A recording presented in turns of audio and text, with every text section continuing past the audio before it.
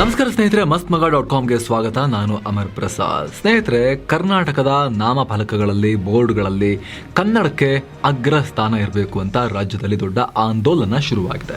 ಈ ಹೋರಾಟ ರಾಷ್ಟ್ರ ಮಟ್ಟದಲ್ಲಿ ಬಹಳ ಚರ್ಚೆಗೆ ಗ್ರಾಸ ಆಗ್ತಾ ಇದೆ. ಎಲ್ಲ ರೀತಿಯಲ್ಲೂ 60% ಕನ್ನಡದಲ್ಲಿ ಇರಲೇಬೇಕು ಅನ್ನೋ ನಿಯಮ ಜಾರಿಯಾಗಬೇಕು ಅಂತ ದೊಡ್ಡ ಹೋರಾಟ ನಡೀತಾ ಇದೆ. ಆ ಹೋರಾಟದ ಟೈಮ್ನಲ್ಲಿ ಅತ್ಯಂತ ಸೂಕ್ತವಾದ ಹೋರಾಟ, ಅತ್ಯುತ್ತಮವಾದ ಹೋರಾಟ, ಕರ್ನಾಟಕದಲ್ಲಿ ಕನ್ನಡವೇ ಮಾಯ ಆಗುವಂಥ ಪರಿಸ್ಥಿತಿ ಬರಬಾರ್ದು, ಆ ಆಗ್ರಹ ನಾವು ಮಾಡಬೇಕು. ಆದರೆ ಆ ಹೋರಾಟದ ಟೈಮ್ನಲ್ಲಿ ಕೆಲವಷ್ಟು ಕಡೆ ಕೆಲವರು ಕಾನೂನು ಸುವ್ಯವಸ್ಥೆಯನ್ನು ಕದಡಿದ್ದಾರೆ. ಗುಂಪುಗಳು ಅವರೇ ಕಾನೂನು ಕೈಗೆ ತಗೊಂಡು ಕಟ್ಟಡಗಳಿಗೆ ಹಾನಿ ಮಾಡಿದ್ದಾರೆ, ಆಸ್ತಿ ಪಾಸ್ತಿ ನಷ್ಟ ಮಾಡಿದ್ದಾರೆ ಅನ್ನೋ ಆರೋಪದ ಮೇಲೆ ಅರೆಸ್ಟ್ ಕೂಡ ಮಾಡಲಾಗಿದೆ. ಹಾಗಿದ್ರೆ ಏನಿದು ಪ್ರತಿಭಟನೆ?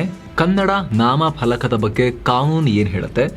ಅಂಗಡಿಯವರು ಎಲ್ಲರೂ ಯಾಕೆ ಹಾಕಿಲ್ಲ? ಹೋರಾಟದ ಹೆಸರಲ್ಲಿ ಕಾನೂನು ಕೈಗೆತ್ತಿಕೊಳ್ಳೋದು ಸರಿನಾ? ಇದೆಲ್ಲ ವಿಚಾರವನ್ನ ಈ ವಿಡಿಯೋದಲ್ಲಿ ನೋಡ್ತಾ ಹೋಗೋಣ.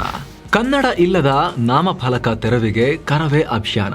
ಸ್ನೇಹಿತರೆ, ಕನ್ನಡ ನಮ್ಮ ರಾಜ್ಯದ ಅಧಿಕೃತ ಆಡಳಿತ ಭಾಷೆ. ಕನ್ನಡದಲ್ಲೇ ಎಲ್ಲ ವ್ಯವಹಾರಗಳು ನಡಿಬೇಕು ಅನ್ನೋ ನಿಯಮ ಇದೆ. ಕರ್ನಾಟಕದಲ್ಲಿ ಕನ್ನಡಿಗರೇ ಸಾರ್ವಭೌಮ ಅನ್ನೋ ಒಂದು ಆಗ್ರಹಗಳು ಕೂಡ ಇದೆ. ಆದರೆ ಯಾರಾದರೂ ಬೆಂಗಳೂರಿಗೆ ಬಂದು ಕಾಲಿಟ್ರೆ ಇದು ಕರ್ನಾಟಕನ ಅಥವಾ ಇನ್ಯಾವುದೋ ಅನ್ಯ ಫಾರಿನ್ನ ಅನ್ನೋ ಡೌಟ್ ಬರೋ ರೀತಿಯಲ್ಲಿ ಎಲ್ಲ ಕಡೆ ಇಂಗ್ಲಿಷ್ ಮಯ ಆಗಿ ಹೋಗಿದೆ. ಕನ್ನಡದಲ್ಲಿ ಹಾಕಿದ್ರೂ ಕೂಡ ಅದರ ಸ್ಪೆಲ್ಲಿಂಗ್ ಬಗ್ಗೆ ಯಾರೂ ಗಮನ ಕೊಟ್ಟಿರೋದಿಲ್ಲ, ಏನೇನೋ ಹಾಕಿರ್ತಾರೆ. ಅಂಗಡಿಗಳ ಮೇಲಿನ ಬೋರ್ಡ್, ನಾಮಫಲಕಗಳು ಎಲ್ಲಿ ನೋಡಿದ್ರು ಇಂಗ್ಲಿಷ್ ಬೋರ್ಡ್ಗಳೇ ಕಾಣಿಸ್ತಾ ಇದ್ದಾವೆ. ಆಮೇಲೆಲ್ಲೋ ಸಣ್ಣದಾಗಿ ಮೂಲೆಯಲ್ಲಿ ಚಿಕ್ಕದಾಗಿ ಕನ್ನಡ ಇರುತ್ತೆ. ಇದರ ವಿರುದ್ಧ ಸಿಡಿದೆದ್ದ ಕರ್ನಾಟಕ ರಕ್ಷಣಾ ವೇದಿಕೆ ಕಳೆದ 1 ತಿಂಗಳಿಂದ ಕನ್ನಡ ಬಳಸದ ಅಂಗಡಿಗಳ ನಾಮಫಲಕ ತೆರವಿಗೆ ಅಭಿಯಾನ ನಡೆಸ್ತಾ ಇತ್ತು. ಆರಂಭದಲ್ಲಿ ಬೆಂಗಳೂರಿನ ಕೆಲ ರಸ್ತೆಗಳಲ್ಲಿ ಮೈಕ್ ಹಿಡಿದು ಜಾಗೃತಿ ಅಭಿಯಾನ ನಡೆಸಿದ ಕರವೇ ಡಿಸೆಂಬರ್ 27ರ ಒಳಗಾಗಿ ಕನ್ನಡ ಅಳವಡಿಸೋಕೆ ನಾವು ಡೆಡ್ಲೈನ್ ಕೊಡ್ತಾ ಇದ್ದೀವಿ ಅಂತ ಕೂಡ ಹೇಳಿತ್ತು. ಈ ವೇಳೆ ಬಹಳ ಖಾರವಾಗಿ ಅಂಗಡಿ ಮುಂಗಟ್ಟುಗಳ ಮಾಲೀಕರಿಗೆ ಎಚ್ಚರಿಕೆ ಕೊಡೋ ರೀತಿಯಲ್ಲೂ ಕೂಡ ಮಾತನಾಡಿದ್ರು ಅನ್ನೋ ವರದಿಗಳೆಲ್ಲ ಬಂತು. ಕರವೇ ವಿರುದ್ಧ ಕೇಸ್ ಹಾಕಿದ ಮಾಲ್ ಆಫ್ ಏಷ್ಯಾ. ಕರವೇ ಅಭಿಯಾನ ನಡೆಸ್ತಾ ಇರುವಾಗಲೇ ಬೆಂಗಳೂರಿನ ಹೆಬ್ಬಾಳದ ಹತ್ರ ಫಿನಿಕ್ಸ್ ಮಾಲ್ ಆಫ್ ಏಷ್ಯಾ ಅಂತ ಒಂದು ದೊಡ್ಡ ಮಾಲ್ ಓಪನ್ ಆಗಿದೆಯಲ್ಲ. ನಿಮಗೆಲ್ಲ ಗೊತ್ತಿರೋ ಹಾಗೆ Phoenix Mills limited Bengaluru, Mumbai ಸೇರಿದಂತೆ ದೇಶದ 6 ಮಹಾನಗರಗಳಲ್ಲಿ 9 ಬೃಹತ್ ಮಾಲ್ಗಳನ್ನು ಹೊಂದಿದೆ. ಇನ್ನು 4 ಅಂಡರ್ ಕನ್ಸ್ಟ್ರಕ್ಷನ್ ಇವೆ. ಅದೇ ರೀತಿ ಬೆಂಗಳೂರಲ್ಲೂ ಕೂಡ ಫಿನಿಕ್ಸ್ ಮಾರ್ಕೆಟ್ ಸಿಟಿ ಅನ್ನೋ ಮಾಲ್ ಇದೆ. ಅದರ ಜೊತೆಗೆ ಈಗ ಹೆಬ್ಬಾಳದಲ್ಲಿ ಹೊಸ ಮಾಲ್ ಓಪನ್ ಮಾಡಿದ್ರು. ಆದರೆ ಇವರು ತಮ್ಮ ಯಾವುದೇ ಬೋರ್ಡ್ನಲ್ಲಿ ಕನ್ನಡ ಹಾಕಿರಲಿಲ್ಲ. ಹೀಗಾಗಿ ಸೋಷಿಯಲ್ ಮೀಡಿಯಾಗಳಲ್ಲಿ ಕನ್ನಡಿಗರು ಪ್ರಶ್ನೆ ಮಾಡೋಕೆ ಶುರು ಮಾಡಿದ್ರು. ಆದರೆ ಇದರಿಂದ ಬುದ್ಧಿ ಕಲಿಯದ ಮಾಲ್ ಆಫ್ ಏಷ್ಯಾ ಕರ್ನಾಟಕ ರಕ್ಷಣಾ ವೇದಿಕೆ ವಿರುದ್ಧ ಕೇಸ್ ದಾಖಲಿಸಿತ್ತು ಅಂತ ಹೇಳಲಾಗಿದೆ. ಆದರೆ ಏನಂತ ಕೇಸ್ ಹಾಕಿದ್ರು, ಯಾರ್ಯಾರ ಮೇಲೆ ಕೇಸ್ ಹಾಕಿದ್ರು ಅನ್ನೋದ್ರ ಬಗ್ಗೆ ಸ್ಪಷ್ಟ ಚಿತ್ರಣ ಈ ಕ್ಷಣಕ್ಕೆ ಲಭ್ಯ ಆಗಿಲ್ಲ. ಇದರ ನಡುವೆ ಕರವೇ ಪ್ರತಿಭಟನೆ ಬೆನ್ನಲ್ಲೇ ಬಿಬಿಎಂಪಿ ಫೆಬ್ರವರಿ 28ರ ಒಳಗಾಗಿ ಅಂಗಡಿಯ ಬೋರ್ಡ್ಗಳಲ್ಲಿ, ನಾಮಫಲಕಗಳಲ್ಲಿ 60% ಕನ್ನಡ ಇಲ್ಲ ಅಂದ್ರೆ ಅಂಥವರಿಗೆ ಕೊಟ್ಟ ಟ್ರೇಡ್ ಲೈಸೆನ್ಸ್ ಅನ್ನೇ ರದ್ದು ಮಾಡ್ತೀವಿ ಅಂತ ಆದೇಶ ಮಾಡ್ತು. ಆದರೆ ಕರವೇ ಮಾತ್ರ ಈ ರೀತಿ ಹಲವಾರು ಸಲ ಡೆಡ್ಲೈನ್ ಕೊಟ್ಟಾಗಿದೆ ಅಂತ ಬುಧವಾರ ಅಂದರೆ ಡಿಸೆಂಬರ್ 27ನೇ ತಾರೀಕು ದೇವನಹಳ್ಳಿಯ ಇಂಟರ್ನ್ಯಾಷನಲ್ ಏರ್ಪೋರ್ಟ್ನಿಂದ ಕಬ್ಬನ್ ಪಾರ್ಕ್ ವರೆಗೂ ಬೃಹತ್ ಪ್ರತಿಭಟನಾ ರ್ಯಾಲಿಯನ್ನ ಹಮ್ಮಿಕೊಂಡಿತ್ತು. ಈ ಪ್ರತಿಭಟನೆ ವೇಳೆ ಕರವೇ ಕಾರ್ಯಕರ್ತರು MG ರಸ್ತೆ, ಹೆಬ್ಬಾಳ, ಬ್ರಿಗೇಡ್ ರೋಡ್ ಸೇರಿದಂತೆ ಬೆಂಗಳೂರಿನ ಹಲವು ಕಡೆ ಮಾಲ್, ಹೋಟೆಲ್, ಕಾರ್ ಶೋರೂಮ್, ಅಂಗಡಿ ಮಳಿಗೆಗಳ ಮುಂಭಾಗ ಹಾಕಿದ್ದ ಬೃಹತ್ ಇಂಗ್ಲಿಷ್ ಜಾಹೀರಾತು ಫಲಕಗಳನ್ನು ಹರಿದು ಸೈನ್ ಬೋರ್ಡ್ಗಳನ್ನು ಒಡೆದು ಹಾಕಿದ್ದಾರೆ. ಸೈನ್ ಬೋರ್ಡ್ಗಳಲ್ಲಿ ಕಡ್ಡಾಯವಾಗಿ ಕನ್ನಡ ಭಾಷೆ ಬಳಸಬೇಕು ಅಂತ ಒತ್ತಾಯಿಸಿ ಖಾಸಗಿ ಹೋಟೆಲ್ ಇಂಗ್ಲಿಷ್ ನಾಮಫಲಕಗಳನ್ನು ಧ್ವಂಸ ಮಾಡಿದ್ದಾರೆ. ಪೊಲೀಸರು ತಡೆಯೋಕೆ ಬಂದಾಗ ಅವ್ರ ಜೊತೆ ಮಾತಿನ ಚಕಮಕಿ ಕೂಡ ಆಗಿದೆ. ಆಗ ನಾರಾಯಣಗೌಡ ಅವರು ಸೇರಿ 100 ಜನರನ್ನ ಪೊಲೀಸರು ವಶಕ್ಕೆ ಪಡೆದ್ರು. ಮುಂಜಾಗ್ರತಾ ಕ್ರಮವಾಗಿ ಸರ್ಕಾರ ಹಲವು ಮಾಲ್ಗಳಿಗೆ ಪೊಲೀಸ್ ಭದ್ರತೆಯನ್ನು ಕೂಡ ಕೊಟ್ಟಿತ್ತು. ಮಾಲ್ ಆಫ್ ಏಷ್ಯಾ ಒಳನುಗ್ಗೋಕೆ ಹೋದಾಗ ಅಲ್ಲಿ ಹಲವರನ್ನ ಬಂಧಿಸಲಾಯಿತು. ಹಲವು ಕಡೆ ಲಘು ಲಾಠಿ ಪ್ರಹಾರವನ್ನ ಕೂಡ ರಾಜ್ಯ ಸರ್ಕಾರ ನಡೆಸಿತು. ಹಾಗಿದ್ರೆ ಕಾನೂನು ಏನ್ ಹೇಳುತ್ತೆ? ಸ್ನೇಹಿತರೆ, ಕರ್ನಾಟಕದಲ್ಲಿ ಕನ್ನಡ ಬಳಸೋ ವಿಚಾರವಾಗಿ ಹಲವಾರು ದಶಕಗಳಿಂದ ಕಾನೂನುಗಳು ಜಾರಿಯಲ್ಲಿವೆ. 2008ರ ಡಿಸೆಂಬರ್ನಲ್ಲಿ ಅಂದಿನ ಯಡಿಯೂರಪ್ಪ ನೇತೃತ್ವದ ಸರ್ಕಾರ ಕರ್ನಾಟಕದ ಅಂಗಡಿಗಳು ಮತ್ತು ವಾಣಿಜ್ಯ ಸಂಸ್ಥೆಗಳ ನಿಯಮ 1963ರ ರೂಲ್ 24A 24A ಇದಕ್ಕೆ ತಿದ್ದುಪಡಿ ತಂದು ಪ್ರತಿ ಅಂಗಡಿಗಳ ನೇಮ್ ಬೋರ್ಡ್ನಲ್ಲಿ ಕನ್ನಡ ಕಡ್ಡಾಯವಾಗಿ ಇರಲೇಬೇಕು. ಒಂದು ವೇಳೆ ಬೇರೆ ಭಾಷೆಯಲ್ಲಿದ್ದರೂ ಕೂಡ ಅಂತಹ ಬೋರ್ಡ್ಗಳಲ್ಲಿ ಕನ್ನಡದಲ್ಲೂ ಕೂಡ ಹಾಕಲೇಬೇಕು. ಅದರ ಕೆಳಗಡೆ ಅನ್ಯ ಭಾಷೆಯಲ್ಲಿ ಬೇಕಾದ್ರೆ ಬರ್ಕೊಳ್ಳಿ, ಮೇಲ್ಗಡೆ ದೊಡ್ಡದಾಗಿ ಕನ್ನಡದಲ್ಲಿರಬೇಕು ಅಂತ ರೂಲ್ಸ್ ತಗೊಂಬಂದ್ರು. ಈ ನಿಯಮವನ್ನು ಉಲ್ಲಂಘನೆ ಮಾಡಿದ್ರೆ 10,000 ರೂಪಾಯಿ ದಂಡವನ್ನು ಕೂಡ ವಿಧಿಸಲಾಗಿತ್ತು. ಆದರೆ 2009ರಲ್ಲಿ ಏನಾಯಿತು, ವೋಡಾಫೋನ್ ಸಂಸ್ಥೆ ಈ ಆದೇಶದ ವಿರುದ್ಧ ಹೈಕೋರ್ಟ್ಗೆ ಹೋಯಿತು. ಈ ರೂಲ್ಸ್ನ ಫಾಲೋ ಮಾಡಬೇಕು ಅಂದರೆ ನಾವು ನಮ್ಮ ಎಲ್ಲ ಸೈನ್ ಬೋರ್ಡ್ಗಳನ್ನು ತೆರವು ಮಾಡಬೇಕಾಗತ್ತೆ. ಇದರಿಂದ ನಮಗೆ ಕೋಟ್ಯಂತರ ರೂಪಾಯಿ ಲಾಸ್ ಆಗುತ್ತೆ. ಮುಂಚೆ ಇರಲಿಲ್ಲ, ಇವಾಗ ಈ ರೂಲ್ಸ್ ತಗೊಂಬಂದಿದ್ದಾರೆ ಅನ್ನೋ ರೀತಿಯಲ್ಲಿ ವಾದ ಮಾಡಿತು. ವೋಡಾಫೋನ್ ಮನವಿಯನ್ನು ಮನ್ನಿಸಿದ ಅಂದಿನ ಕರ್ನಾಟಕ ಹೈಕೋರ್ಟ್ ಪೀಠ ರೂಲ್ 24A ಮತ್ತು 26 ಕಾಯ್ದೆಯ ಉದ್ದೇಶಕ್ಕೆ ಅನುಗುಣವಾಗಿ ಇಲ್ಲ, ಹೀಗಾಗಿ ಈ ನಿಯಮಗಳು ರದ್ದಾಗಲು ಅರ್ಹ ಆಗಿದೆ ಅಂತ ಕರ್ನಾಟಕ ಹೈಕೋರ್ಟ್ ಆ ನಿಯಮಗಳನ್ನು ಸ್ಟ್ರಕ್ ಡೌನ್ ಮಾಡ್ತು, ಅಥವಾ ಕಟ್ ಮಾಡಿ ಬಿಸಾಕಿದ್ರು ಆ ರೂಲ್ಸನ್ನು ಕರ್ನಾಟಕ ಹೈಕೋರ್ಟ್ನವರು. 2014ರಲ್ಲಿ ಅಂದಿನ ಸಿದ್ದರಾಮಯ್ಯ ಸರ್ಕಾರ ಹೈಕೋರ್ಟ್ ತೀರ್ಪಿನ ವಿರುದ್ಧ ಮೇಲ್ಮನವಿ ಸಲ್ಲಿಸಿದ್ರು. ಆದರೆ ಅರ್ಜಿ ಆಲಿಸಿದ ವಿಭಾಗೀಯ ಪೀಠ ಮತ್ತೆ 2009ರ ಆದೇಶವನ್ನೇ ಎತ್ತಿ ಹಿಡಿತು. ಆ ರೂಲ್ ಸರಿ ಇಲ್ಲ ಅಂತ ಹೇಳ್ತು. 2018ರಲ್ಲಿ ಈ ಆದೇಶವನ್ನು ಬೈಪಾಸ್ ಮಾಡೋಕೆ ಬೆಂಗಳೂರು ಮಹಾನಗರ ಪಾಲಿಕೆ BBMP outdoor signage and public messaging by loss ಅನ್ನೋ ಕಾಯ್ದೆಯನ್ನು ರೂಪಿಸಿತು. ಇದರಲ್ಲಿ ಯಾವುದೇ ಅಂಗಡಿ ಅಥವಾ ಸಂಸ್ಥೆ ತನ್ನ ನಾಮಫಲಕಗಳಲ್ಲಿ 60% ಕನ್ನಡದಲ್ಲಿ ಬರೆದಿರಬೇಕು. ಉಳಿದ ಜಾಗದಲ್ಲಿ ಬೇರೆ ಭಾಷೆಯಲ್ಲಿ ಬರೀಬಹುದು. ಆದರೆ ಅದರ ಅಕ್ಷರಗಳು 80 mm ಎತ್ತರವನ್ನು ಮೀರೋ ಹಾಗಿಲ್ಲ ಅಂತ ಹೇಳ್ತು. ಈ ನಿಯಮವನ್ನು ಜಾರಿ ಮಾಡಬೇಕು ಅಂತ BBMP ಹಲವಾರು ಸಲ ಡೆಡ್ಲೈನ್ಗಳನ್ನು ಕೊಟ್ಟಿದೆ. 2018ರ ಆಗಸ್ಟ್ನಲ್ಲಿ ಈ ನಿಯಮ ಉಲ್ಲಂಘನೆ ಮಾಡಿದ ಅಂಗಡಿಗಳ ಮೇಲೆ ರೇಡ್ ಕೂಡ ಮಾಡಿತ್ತು. 2019ರಲ್ಲಿ ನವೆಂಬರ್ 1ರ ಒಳಗಾಗಿ 60% ಕನ್ನಡದಲ್ಲಿರಬೇಕು ಅಂತ ಮತ್ತೆ ಡೆಡ್ಲೈನ್ ಕೊಟ್ಟಿತ್ತು. ಆದರೆ ಈ ನಿಯಮಗಳನ್ನು ಯಾರೂ ಫಾಲೋ ಮಾಡಿಲ್ಲ. ಕಡೆಗೆ ಈ ವರ್ಷದ ಆರಂಭದಲ್ಲಿ, ಆಗಿನ್ನು BJP ಸರ್ಕಾರದ ಕಡೆಯ ದಿನಗಳು, ಆ ಟೈಮ್ನಲ್ಲಿ ಕನ್ನಡ ಭಾಷಾ ಸಮಗ್ರ ಅಭಿವೃದ್ಧಿ ವಿಧೇಯಕವನ್ನು ಪಾಸ್ ಮಾಡಲಾಯಿತು. ಅದರಲ್ಲೂ ಕೂಡ ಸೆಕ್ಷನ್ 17(6) ವಾಣಿಜ್ಯ, ಕೈಗಾರಿಕೆ, ವ್ಯಾಪಾರ ಉದ್ಯಮಗಳು, ಲ್ಯಾಬೊರೇಟರಿಗಳು, ಅಮ್ಯೂಸ್ಮೆಂಟ್ ಪಾರ್ಕ್ಗಳು, ಹೋಟೆಲ್ಗಳು ಸೇರಿದಂತೆ ಸರ್ಕಾರ ಅಥವಾ ಸ್ಥಳೀಯ ಆಡಳಿತಗಳ ಒಪ್ಪಿಗೆ ಪರವಾನಗಿ ಪಡೆದು ಕೆಲಸ ಮಾಡ್ತಿರೋ ಯಾವುದೇ ಸಂಸ್ಥೆ ತಮ್ಮ ಬೋರ್ಡ್ ಮೇಲಿನ ಭಾಗದಲ್ಲಿ ತಮ್ಮ ಹೆಸರನ್ನು ಕನ್ನಡದಲ್ಲಿ ಕಡ್ಡಾಯವಾಗಿ ಬರೆದಿರಬೇಕು ಅಂತ ಹೇಳಿದೆ. ಕನ್ನಡ ನಾಮಫಲಕ ಕಡ್ಡಾಯಕ್ಕೆ ಸುಗ್ರೀವಾಜ್ಞೆಗೆ ಸೂಚನೆ. ಸೊ ಈ ರೀತಿ ಸಾಲು ಸಾಲು ನಿಯಮಗಳ ಮೂಲಕ, ಡೆಡ್ಲೈನ್ಗಳ ಮೂಲಕ ಕನ್ನಡ ಬಳಸೋದು ಕಡ್ಡಾಯ ಅಂತ ಹೇಳಿದ್ರು ಕೂಡ ಅಂಗಡಿಗಳು, ಅದರಲ್ಲೂ ಕೂಡ ದೊಡ್ಡ ದೊಡ್ಡ ಮಾಲ್, ಶಾಪ್ಗಳು ಕೇರ್ ಮಾಡಿಲ್ಲ ತುಂಬ ಕಡೆ. ಈಗ ಪ್ರತಿಭಟನೆ ಬೆನ್ನಲ್ಲೇ ಎಚ್ಚೆತ್ತುಕೊಂಡಿರೋ ಕಾಂಗ್ರೆಸ್ ಸರ್ಕಾರ ಈಗ ಮತ್ತೊಂದು ಕಾನೂನು ಪಾಸ್ ಮಾಡೋಕೆ ಮುಂದಾಗಿದೆ ಪ್ರತ್ಯೇಕವಾಗಿ. ಈ ಬಗ್ಗೆ ಸಂಪುಟ ಸಭೆ ನಡೆಸಿ ಮಾತನಾಡಿರೋ CM ಸಿದ್ದರಾಮಯ್ಯ, ಸದ್ಯ ಅಧಿವೇಶನ ಇಲ್ಲದೆ ಇರೋದ್ರಿಂದ ಸುಗ್ರೀವಾಜ್ಞೆ ಹೊರಡಿಸ್ತೀವಿ, ಫೆಬ್ರವರಿ 28ರ ಒಳಗೆ 60% ಕನ್ನಡ ಫಲಕ ಇರಬೇಕು, ಇದಲ್ಲದೆ ಸಾರ್ವಜನಿಕರಿಗೆ ನೀಡುವ ಮಾಹಿತಿ ಮತ್ತು ಜಾಹೀರಾತುಗಳು ಕನ್ನಡದಲ್ಲಿರಬೇಕು, ಎಷ್ಟು ಪ್ರಮಾಣದಲ್ಲಿರಬೇಕು ಅನ್ನೋದನ್ನ ಸರ್ಕಾರ ನಿಗದಿ ಮಾಡುತ್ತೆ ಅಂತ ಹೇಳಿದ್ದಾರೆ. ಕನ್ನಡ ಜಾರಿಗೆ ಕಾನೂನು ಕೈಗೆ ತಗೊಳ್ಳೋದು ಎಷ್ಟು ಸರಿ? ಸ್ನೇಹಿತರೆ, ಏನೇ ಆದರೂ ಅಥವಾ ಯಾವುದೇ ವಿಚಾರವಾದರೂ ಕೂಡ ನೆಲದ ಕಾನೂನನ್ನು ಪಾಲಿಸಬೇಕಾಗಿರೋದು ಎಲ್ಲರ ಕರ್ತವ್ಯ. ತುಂಬ ಜನ ಒಂದು over all emotional public sentiment create ಆದಾಗ, ಸಾರ್ವಜನಿಕವಾಗಿ ಒಂದು ರೀತಿಯ ಒಪಿನಿಯನ್ ಕ್ರಿಯೇಟ್ ಆದಾಗ ಎಲ್ಲರೂ ಕೂಡ ಹೇಳಿಕೆ ಕೊಡ್ತಾರೆ. ಯಾರೂ ಕೂಡ ದೊಡ್ಡ ಪ್ರಮಾಣದ ಜನರ ಒಪಿನಿಯನ್ಗೆ ಕಹಿ ಸತ್ಯವನ್ನು ಹೇಳೋಕೆ ಇಷ್ಟಪಡೋದಿಲ್ಲ. ಹೌದು, ನೀವು ಮಾಡ್ತಿರೋದು ಸರಿ ಅಂಥೇಳಿ, ನಾನು ಬೇಕಾದ್ರೆ ನಿಮ್ಮ ಜೊತೆ ಬರ್ತೀನಿ ಅಂತ ಹೇಳಿ ಈ ರೀತಿಯೆಲ್ಲ ಹೇಳಿಕೆಗಳನ್ನು ಕೊಡ್ತಾರೆ. ಎಷ್ಟು ಸಲ ಕಾನೂನು ಕೈಗೆತ್ತಿಕೊಳ್ಳೋದು ಸರಿ ಅನ್ನೋ ರೀತಿಯಲ್ಲೂ ಕೂಡ ಹೇಳಿಕೆಗಳನ್ನು ಕೊಟ್ಟು ಎನ್ಕರೇಜ್ ಮಾಡ್ತಾರೆ.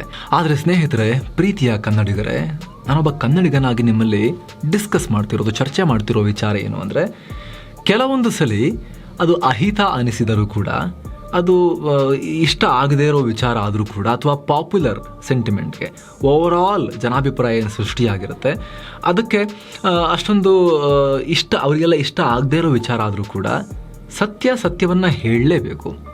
ಅದೇ ಕಾರಣಕ್ಕೋಸ್ಕರ ನಾವು ನಿಮ್ಮ ಮುಂದೆ ಈ ವಿಚಾರಗಳನ್ನು ಮಂಡಿಸ್ತಾ ಇದ್ದೀವಿ. ಅದೇನು ಅಂತ ಹೇಳಿದ್ರೆ ಸ್ನೇಹಿತರೆ, ಯಾರೋ ಕಾನೂನು ಉಲ್ಲಂಘನೆ ಮಾಡಿದ್ದಾರೆ, ಎಷ್ಟು ಬಾರಿ ಡೆಡ್ಲೈನ್ ಕೊಟ್ಟರು ಕೂಡ ಮಾಡ್ತಾ ಇಲ್ಲ, ದುಷ್ಟತನವನ್ನು ತೋರ್ತಿದ್ದಾರೆ, ದರ್ಪವನ್ನು ತೋರ್ತಿದ್ದಾರೆ ಅಂತ ಹೇಳಿ ನಾವು ಮತ್ತೆ ಕಾನೂನು ಉಲ್ಲಂಘನೆ ಮಾಡಿದ್ರೆ ನಮಗೂ ಅವ್ರಿಗೂ ವ್ಯತ್ಯಾಸ ಇರೋದಿಲ್ಲ. ದೇಶದ ಯಾವುದೇ ಜನ ಅಥವಾ ಜನರ ಗುಂಪಾಗಿರ್ಬೋದು, ಅದು ಭಾಷೆ ಹೆಸರಲ್ಲಿ, ಜಾತಿ ಹೆಸರಲ್ಲಿ, ಧರ್ಮದ ಹೆಸರಲ್ಲಿ ನಾನಾ ಜನರದ್ದು ನಾನಾ ಅಭಿಪ್ರಾಯ ಇರುತ್ತೆ. ಆದರೆ ತಮ್ಮ ನಿಲುವುಗಳ ಈಡೇರಿಕೆಗೆ ನಾವೇ ಕಾನೂನು ಕೈಗೆ ತಗೋಬೋದಾ ಅನ್ನೋದಷ್ಟೇ ಇಲ್ಲಿರುವಂಥ ಪ್ರಶ್ನೆ. ದಾಳಿಗಳನ್ನು ಮಾಡ್ಬೋದಾ ಅನ್ನೋದಷ್ಟೇ ಇಲ್ಲಿರುವಂಥ ಪ್ರಶ್ನೆ. ಸ್ನೇಹಿತರೆ, ನಮ್ಮದೊಂದು ರೂಲ್ ಆಫ್ ಲಾ ಇರುವಂಥ ರಾಜ್ಯ, ಅಂದರೆ ಕಾನೂನಿನ ಆಡಳಿತ ಇರುವಂಥ ರಾಜ್ಯ ನಮ್ಮದು. ಇಲ್ಲಿ ಸರ್ಕಾರಗಳು ಕೂಡ ಇಷ್ಟ ಬಂದಂಗೆ ಮಾಡೋಕ್ಕಾಗಲ್ಲ, ಕಾನೂನು ಪ್ರಕಾರ ಮಾಡಬೇಕಾಗತ್ತೆ. ಸೊ ಅಂಥ ಒಂದು ಪರಿಸ್ಥಿತಿಲಿ ನಾವಿದ್ದೀವಿ. ಸರ್ವಶಕ್ತ ಕೋರ್ಟ್ಗಳು ಕೂಡ ಇಷ್ಟ ಬಂದಂಗೆಲ್ಲ ತೀರ್ಮಾನ ಮಾಡೋಕ್ಕಾಗಲ್ಲ, ಕಾನೂನು ಪ್ರಕಾರ ಮಾಡಬೇಕಾಗತ್ತೆ. ಹಾಗಿರಬೇಕಾದ್ರೆ ನಾಗರಿಕರು ಹಾಗೂ ನಾಗರಿಕರ ಗುಂಪುಗಳು ಕೂಡ ಕಾನೂನು ಪ್ರಕಾರವೇ ಹೋಗಬೇಕಾಗತ್ತೆ. ಇಲ್ಲ ಅಂಥೇಳಿ ನಾವು ಭಾವನಾತ್ಮಕ ವಿಚಾರಗಳಲ್ಲಿ ಇದು ಸರಿ ಅಂತ ಹೇಳಿಬಿಟ್ರೆ ಏನಾಗುತ್ತೆ ಗೊತ್ತಾ, ಮುಂದೊಂದು ದಿನ ಇನ್ಯಾವುದೋ ಒಂದು ಗುಂಪು ಇನ್ಯಾವುದೋ ಅವ್ರಿಗೆ ಸರಿ ಅಂತ ಅನಿಸಿ ಅವ್ರ ಹತ್ರ ಜನ ಸಮುದಾಯ ಕೂಡ ಇದೆ ಅಂತ ಹೇಳಿದ್ರೆ ಅವರು ಕಾನೂನು ತಗೊಂಡಾಗ ಓಕೆ ನೀವು ಕಾನೂನು ಕೈ ತಗೋಬೋದು, ನಾವು ತಗೋಬಾರ್ದಾ ಅಂತ ಕೇಳ್ತಾರೆ. ಈ ರೀತಿ ಆಗುತ್ತೆ. ಯಾವುದೇ ಒಬ್ಬ ವ್ಯಕ್ತಿ ಅಥವಾ ವ್ಯಕ್ತಿಗಳ ಗುಂಪು ಅವರ ಹತ್ರ ಬಲ ಪ್ರಯೋಗದಷ್ಟು ಬಲ ಇದೆ ಅಂತ ಹೇಳಿದ್ರೆ, ಬಲ ಪ್ರಯೋಗ ಮಾಡುವಷ್ಟು ಬಲವನ್ನು ಅವರು ಗಳಿಸ್ಕೊಂಡು ಬಿಟ್ಟರು ಅಂದ ತಕ್ಷಣ ಅವರು ಕಾನೂನನ್ನು ಕೈಗೆತ್ಕೊಳ್ಳಿಕ್ಕೆ ಹೋಗ್ತಾ ಇರೋದು. ಆವಾಗ ಇದು ನಾರ್ಮಲ್ ಅಂತ ನಾವು ಇದಕ್ಕೆ ಎನ್ಕರೇಜ್ಮೆಂಟ್ ಕೊಟ್ಟರೆ ಅಥವಾ ಪ್ರೋತ್ಸಾಹ ಕೊಟ್ಟರೆ ಅದನ್ನು ಕೂಡ ನಾವು ಮನದಟ್ಟು ಮಾಡ್ಕೋಬೇಕು ಸ್ನೇಹಿತರೆ. ಹಾಗಾದ್ರೆ ಏನು ಮಾಡಬೇಕು? ಇವ್ರಿಗೆ ಎಷ್ಟು ಬೈದರೂ ಕೂಡ ಕೇಳೋದಿಲ್ವಲ್ಲ, ಎಷ್ಟು ಅಭಿಯಾನ ಮಾಡಿದ್ರು ಕೂಡ ಬೆಲೆನೇ ಕೊಡೋದಿಲ್ವಾ ಕೇಳಿದ್ರೆ, ಸ್ನೇಹಿತರೆ ಕಾನೂನು ಇದೆಯಲ್ಲ, ಕಾನೂನನ್ನು ಮಾಡೋದು ಶಾಸಕಾಂಗ, ಅದನ್ನು ಸರಿಯಾದ ರೀತಿಯಲ್ಲಿ ಆ ಕಾನೂನು ಪ್ರಕಾರ ತೀರ್ಮಾನಗಳನ್ನು ಕೊಡೋದು ಕೋರ್ಟ್. ನಡುವೆ ಕಾನೂನುಗಳನ್ನು ಜಾರಿಗೊಳಿಸೋದು ಕೂಡ ಸರ್ಕಾರಗಳು, ಗೌರ್ಮೆಂಟ್, ನಮ್ಮ ಆಡಳಿತದ ಅಂಗಗಳು, ಲಾ ಎನ್ಫೋರ್ಸ್ಮೆಂಟ್ ಏಜೆನ್ಸಿಗಳು, ಪೊಲೀಸರಾಗಿರ್ಬೋದು, CBI, IT, ED ಇದೆಲ್ಲವೂ ಕೂಡ ಈ ಎನ್ಫೋರ್ಸ್ಮೆಂಟ್ ಏಜೆನ್ಸಿಗಳೇ. ಇವರದನ್ನು ಎನ್ಫೋರ್ಸ್ ಮಾಡಬೇಕಾಗಿರೋ ಜವಾಬ್ದಾರಿಯನ್ನು ಹೊತ್ತಿರ್ತಾರೆ. ಸೊ ನಾವೇನು ಮಾಡಬೇಕು? ಪ್ರಜೆಗಳಾಗಿ ಈ ಕಾನೂನುಗಳನ್ನು ಜಾರಿ ಮಾಡಬೇಕಾದ ಹೊಣೆಯನ್ನು ಹೊತ್ತಿರೋ ಸರ್ಕಾರಗಳನ್ನು ಹಿಡಿದು ಕೇಳಬೇಕು. ಪ್ರತಿ ಸಲ ಬಿಸಿ ಮುಟ್ಟಿಸಿದಾಗ ಮಾತ್ರ ಕೆಲಸ ಮಾಡ್ತೀವಿ ಅನ್ನೋ ಜಡತ್ವವನ್ನು ನಾವೇ ಆಯ್ಕೆ ಮಾಡಿ ಕಳಿಸೋ ಸರ್ಕಾರದ ಹತ್ರ ನಾವು ಆ ಜಡತ್ವವನ್ನು ತೊಲಗಿಸ್ಬೇಕು. ಈಗ ನೀವು ಕೇಳ್ತೀರಿ, ನಾವು ಆಯ್ಕೆ ಮಾಡಿ ಕಳಿಸಿರ್ತೀವಿ, ಮಾಡ್ತೀನಿ ಅಂತ ಹೇಳಿರ್ತಾರೆ, ಅವ್ರು ಮಾಡಿಲ್ಲ ಅಂದರೆ ಮತ್ತೇನು ಮಾಡೋದು ಅಂತ. ನೀವು ಆಯ್ಕೆ ಮಾಡಿ ಕಳಿಸಿದವರು ನಿಮ್ಮ ಇಚ್ಛೆಯಂತೆ ಕೆಲಸ ಮಾಡ್ತಿಲ್ಲ ಅಂದರೆ ಸ್ನೇಹಿತರೆ, ಮುಂದಿನ ಬಾರಿ ಮತ್ತೆ ಆಯ್ಕೆ ಮಾಡಬೇಕಾದ್ರೆ, ಡೆಮೋಕ್ರಸಿ ಅಲ್ವಾ, ಒಂದು ಟರ್ಮ್ ಅಂತ ಮಾಡಿದ್ದೀವಿ, ಇಲ್ಲಿ ಯಾರು ಜೀವನ ಪರ್ಯಂತ ರಾಜರ ಥರ ಇರೋದಿಲ್ಲ, 5 ವರ್ಷಕ್ಕೊಂದ್ಸಲ ಒಂದು ಟರ್ಮ್ ಅಂತ ಮಾಡಿದ್ದೀವಿ. ಹಂಗೆ ದಿನ ಬೆಳಗಾದ್ರೆ ಸರ್ಕಾರ ಚೇಂಜ್ ಮಾಡೋಕ್ಕಾಗಲ್ಲ, 5 ವರ್ಷದ ಅವಧಿ ಇದೆ. ನೆಕ್ಸ್ಟ್ ಬಂದಾಗ ಕರೆಕ್ಟಾಗಿ ಯೋಚನೆ ಮಾಡಿ ಜನರ ಪರವಾಗಿ ಜನರ ಆಸೆಯಂತೆ ಕೆಲಸ ಮಾಡೋ ಸರ್ಕಾರವನ್ನು ಆಯ್ಕೆ ಮಾಡಬೇಕು. ಅವ್ರಿಗೆ ಕೇಳಬೇಕು, ನೋಡಿ ಕೆಲಸ ಆಗುತ್ತೆ ಅನ್ನೋ ಭರವಸೆ ಕೊಟ್ಟರೆ ಮಾತ್ರ ನಾವು ಮಾಡ್ತೀವಿ, ಪ್ರಣಾಳಿಕೆಯಲ್ಲಿ ಸೇರಿಸಿ ಅಂತ ಹೇಳಬೇಕು. ಆ ರೀತಿ ಭರವಸೆ ಕೊಡೋರನ್ನು ನಿಮಗೆ ಅವರು ಸೂಕ್ತ ಅಂತ ಅನಿಸಿದ್ರೆ, ಅವ್ರು ಮಾಡ್ತಾರಂತ ಅನಿಸಿದ್ರೆ ನೀವು ಆಯ್ಕೆ ಮಾಡಿ ಕಳಿಸಿ. ಅವ್ರು ಅವಾಗ ಮಾಡಲೇಬೇಕಲ್ಲ, ಮಾಡಿಲ್ಲ ಅಂದರೆ ಮತ್ತೆ ಜನತಾ ನ್ಯಾಯಾಲಯ ಇದ್ದೇ ಇರುತ್ತೆ. ಜನತಾ ನ್ಯಾಯಾಲಯ ಅಂತ ಹೇಳಿದ್ರೆ ಮತದಾನವೇ ಅವರ ಜಡ್ಜ್ಮೆಂಟ್, ಅದರ ಮೂಲಕ ನಾವು ಕ್ರಮವನ್ನು ಕೈಗೊಳ್ಬೋದು. ಇಲ್ಲ ಅಂದರೂ ಕೂಡ ಶಾಂತಿಯುತವಾಗಿ ಪ್ರತಿಭಟನೆ ಮಾಡ್ಬೋದು. ಈ ಯಾರೆಲ್ಲ ಈ ರೀತಿ ಮಾಡ್ತಾ ಇಲ್ಲ, ಬೋರ್ಡ್ಗಳನ್ನು ಹಾಕ್ತಾ ಇಲ್ಲ, ಅವರಿಗೆ ಪತ್ರ ಚಳುವಳಿ ಮಾಡ್ಬೋದು, ಅವರಿಗೆ ಸೋಷಿಯಲ್ ಮೀಡಿಯಾದಲ್ಲಿ ಅಭಿಯಾನ ಮಾಡ್ಬೋದು, ಅವರ ಕಚೇರಿಗಳ ಮುಂದೆ ಕೂತು ನಾವು ಧರಣಿಯನ್ನು ಮಾಡ್ಬೋದು. ಒಂದು 4 ಮಾಲ್ ಮುಂದೆ ಈ ರೀತಿ ಧರಣಿ ಆಗಿಬಿಟ್ರೆ ಎಲ್ಲರೂ ಅಲರ್ಟ್ ಆಗ್ತಾರೆ. ಶಾಂತಿಯುತವಾಗಿ ಧರಣಿ ಮಾಡಿ ಇದನ್ನು ಗೆದ್ದು ಬಿಟ್ರು ಅನ್ನೋ ಹೆಮ್ಮೆ, ಗರಿಮೆ, ಕೀರ್ತಿ ಕೂಡ ಕನ್ನಡಿಗರಿಗೆ ಸಿಗುತ್ತೆ. ಜೊತೆಗೆ ಇನ್ನೊಂದು ಅಂಶ ಸ್ನೇಹಿತರೆ, ಬೆಂಗಳೂರಾಗಲಿ ಅಥವಾ ಯಾವುದೇ ನಗರ ಆಗಲಿ, ಅಲ್ಲಿ ಏನಾಗುತ್ತೆ ಅಂತ ಹೇಳಿದ್ರೆ ಕಾಸ್ಮೋಪಾಲಿಟನ್ ನೇಚರ್ ಇರುತ್ತೆ ಆ ಸಿಟಿಗಳಿಗೆ. ನಗರಗಳು ದೊಡ್ಡದಾಗಿ ಬೆಳೀತವೆ, ದೊಡ್ಡ ಪ್ರಮಾಣದ GDPಯಲ್ಲಿ ಸೃಷ್ಟಿಯಾಗುತ್ತೆ. ಈಗ ನೋಡಿ ಬೆಂಗಳೂರು ಇದೆಯಲ್ಲ, ಇಡೀ ಕರ್ನಾಟಕದ GDPಗೆ 36% ಕೊಡುಗೆ ಕೊಡ್ತಾ ಇದೆ. ಇಡೀ ಕರ್ನಾಟಕದಲ್ಲಿ ಇಷ್ಟು ಸಣ್ಣ ಜಾಗ ಬೆಂಗಳೂರು 36% ಕೊಡುಗೆ ಕೊಡ್ತಾ ಇದೆ. ದೊಡ್ಡ ಪ್ರಮಾಣದ ಜನಕ್ಕೆ ಬೆಂಗಳೂರು ಅನ್ನ ಹಾಕ್ತಾ ಇದೆ. ಯಾಕಂತ ಹೇಳಿದ್ರೆ ಇಲ್ಲಿ ಎಕಾನಮಿ ಆ ರೀತಿ ಇದೆ, ಸೂಕ್ತ ಕೆಲಸದ ವಾತಾವರಣ ಇದೆ, ಸೂಕ್ತ ಬದುಕಿನ ವಾತಾವರಣ ಇದೆ. ಅದು ಆರ್ಥಿಕವಾಗಿ, ಜನರ ವರ್ತನೆ ವಿಚಾರದಲ್ಲಿ ಹಾಗೂ ಹವಾಮಾನದ ವಿಚಾರದಲ್ಲೂ ಕೂಡ. ಹಾಗಾಗಿ ಇದೇ ಕಾರಣದಿಂದ, ಇಲ್ಲಿನ ಈ ಎಲ್ಲ ಒಳ್ಳೆ ಗುಣಗಳ ಕಾರಣದಿಂದ ದೇಶದ ಹಾಗೂ ಜಗತ್ತಿನ ಟಾಪ್ ಇಂಜಿನಿಯರ್ಗಳಿಂದ ಹಿಡಿದು, ಅಂದರೆ ಕೋಟಿಗಳ ಲೆಕ್ಕದಲ್ಲಿ ಸಂಬಳ ಪಡೆಯುವಂತಹ ಹೈ ಲೆವೆಲ್ ಉದ್ಯೋಗಿಗಳಿಂದ ಹಿಡಿದು ಉತ್ತರ ಭಾರತದ ಕೂಲಿ ಕಾರ್ಮಿಕರು ಕೂಡ ಜೀವನ ಅರಸಿಲಿಗೆ ಬರ್ತಾರೆ, ಇಲ್ಲಿ ಕೆಲಸ ಮಾಡ್ತಿದ್ದಾರೆ. ಅವ್ರು ಇಲ್ಲಿ ಬಂದಾಗ ಏನು ಮಾಡ್ತಿರ್ತಾರೆ? ರೆಂಟ್ ಕಟ್ತಾ ಇರ್ತಾರೆ, ಮಾರ್ಕೆಟ್ಗಳಲ್ಲಿ ವಸ್ತುಗಳನ್ನು ಖರೀದಿ ಮಾಡ್ತಿರ್ತಾರೆ, ತೆರಿಗೆ ಕಟ್ತಾ ಇರ್ತಾರೆ, ಕ್ಯಾಬ್, ಆಟೋ ಹತ್ತುತ್ತಾ ಇರ್ತಾರೆ, ಇಲ್ಲಿನ ಸರ್ವಿಸಸ್ಸನ್ನು ಬಳಸ್ತಾ ಇರ್ತಾರೆ, ಮಾಲ್ಗೆ ಹೋಗ್ತಾ ಇರ್ತಾರೆ, ಶಾಪಿಂಗ್ ಮಾಡ್ತಾ ಇರ್ತಾರೆ, ಟೀ ಕುಡಿತಾ ಇರ್ತಾರೆ.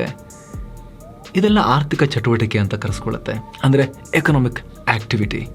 ಇದು ಉದ್ಯೋಗ ಸೃಷ್ಟಿಯ ಚಕ್ರ. ಇದು ಆ ಚಕ್ರವನ್ನು ಹಾಳು ಮಾಡೋಕ್ಕೆ ನಾವು ಬಿಡಬಾರ್ದು. ಆಲ್ರೆಡಿ ನೀವು ಗಮನಿಸಿರ್ಬೋದು, 2 ದಿನಗಳಿಂದ ಬಿಸ್ನೆಸ್ ಕಮ್ಯುನಿಟಿ ಇದೆಯಲ್ಲ, ಬೆಂಗಳೂರಲ್ಲಿರೋ ಬಿಸ್ನೆಸ್ ಕಮ್ಯುನಿಟಿ ಅತ್ಯಂತ ಒಗ್ಗಟ್ಟಾಗಿ ಬೆಂಗಳೂರಲ್ಲಿ ಭಯದ ವಾತಾವರಣ ಇರಬಾರ್ದು, ಒಳ್ಳೆಯ ಲಕ್ಷಣ ಅಲ್ಲ ಅನ್ನುವಂತಹ ಹೇಳಿಕೆಗಳನ್ನು ಕೊಟ್ಟಿದ್ದಾರೆ. ಈ ಸ್ಪರ್ಧಾತ್ಮಕ ಕಾಲದಲ್ಲಿ ಹಲವಾರು ನಗರಗಳು ಕಾಂಪಿಟೇಷನ್ ಕೊಟ್ಟು ಕಾಯ್ತಾ ಇದ್ದಾರೆ. ಬೆಂಗಳೂರಿನ ಪಟ್ಟವನ್ನು ಕಿತ್ಕೊಳ್ಳೋಕೆ ಕಾಯ್ತಾ ಇದ್ದಾರೆ. ಹೈದರಾಬಾದ್ ಆಗಿರ್ಬೋದು, ಗುಜರಾತ್ನ ಗಿಫ್ಟ್ ಸಿಟಿ ಆಗಿರ್ಬೋದು, ಪುಣೆ ಆಗಿರ್ಬೋದು, ನಗರಗಳು ತುದಿಗಾಲಲ್ಲಿ ನಿಂತಿದ್ದಾವೆ ಬಿಸ್ನೆಸಸ್ಸನ್ನು ಅಲ್ಲಿಗೆ ಹೇಳ್ಕೊಂಡು ಹೋಗಲಿಕ್ಕೆ. ಹೀಗಾಗಿ ಸ್ನೇಹಿತರೆ, ನಾವು ಅತ್ಯಂತ ಪ್ರೀತಿಯಿಂದ ಕೇಳೋಣ, ತೆರಿಗೆ ಕಟ್ತೀನಿ, ಇಷ್ಟ ಬಂದಂಗೆ ಬದುಕ್ತೀವಿ, ಈ ರೀತಿ ಅಹಂಕಾರ ತೋರಿಸ್ಬೇಡಿ. ನೀವು ತೆರಿಗೆಯನ್ನು ಕಟ್ಟಿ ನಿಮ್ಮ ರಾಜ್ಯದಲ್ಲೂ ಕೂಡ ಉದ್ಧಾರ ಆಗ್ಬೋದಾಗಿತ್ತಲ್ಲ. ನಮ್ಮ ರಾಜ್ಯಕ್ಕೆ ಬಂದಿದ್ದೀರಿ ಅಂತ ಹೇಳಿದ್ರೆ, ಕರ್ನಾಟಕಕ್ಕೆ ಬಂದಿದ್ದೀರಿ ಅಂತ ಹೇಳಿದ್ರೆ, ಇಲ್ಲಿ ನಿಮಗೂ ಉದ್ಧಾರ ಆಗೋ ಲಕ್ಷಣ ಇದೆ ಅನ್ನೋ ಕಾರಣಕ್ಕೋಸ್ಕರ ಬಂದಿದ್ದೀರಾ. ಹಾಗಾಗಿ ಇಲ್ಲಿನ ನೆಲಕ್ಕೆ, ಇಲ್ಲಿನ ಸಂಸ್ಕೃತಿಗೆ ಋಣಿಯಾಗಿರಿ. ಇಲ್ಲಿಗೂ ಕೂಡ ನೀವು ಇಲ್ಲಿನ ಜನರ ಆಗ್ರಹವನ್ನು ಕೂಡ ಗಮನಿಸಿ. ದಯವಿಟ್ಟು ಈ ರೀತಿ ತಪ್ಪು ಹೆಜ್ಜೆಗಳನ್ನು ಇಡಬೇಡಿ ಅನ್ನೋದನ್ನು ಪ್ರೀತಿಯಿಂದ ಹೇಳೋಣ. ಅಲ್ಟಿಮೇಟ್ಲಿ ಅವರ ಕಚೇರಿ ಮುಂದೆ ಹೋಗಿ ಧರಣಿ ಮಾಡುವ, ಪ್ರತಿಭಟನೆ ಮಾಡೋ, ಘೋಷಣೆಗಳನ್ನು ಕೂಗುವ ಅಧಿಕಾರ ಕೂಡ ನಮಗೆ ಇದ್ದೇ ಇರುತ್ತೆ. ಅಷ್ಟು ಮಾಡಿದ್ಮೇಲೂ ಕೂಡ ಮಾಡಿಲ್ಲ ಅಂತ ಹೇಳಿದ್ರೆ, ಸರ್ಕಾರಗಳ ವಿರುದ್ಧ ಪ್ರತಿಭಟನೆ ಮಾಡಿ ಕಣ್ಮುಚ್ಕೊಂಡು ಕೂತಿದ್ದೀರಾ, ಹೋಗಿ ಜಾರಿ ಮಾಡಿ ಅಂತ ಕೇಳುವ ಅಧಿಕಾರ ಕೂಡ ನಾಗರಿಕರಾಗಿ ನಮಗೆ ಇರುತ್ತೆ.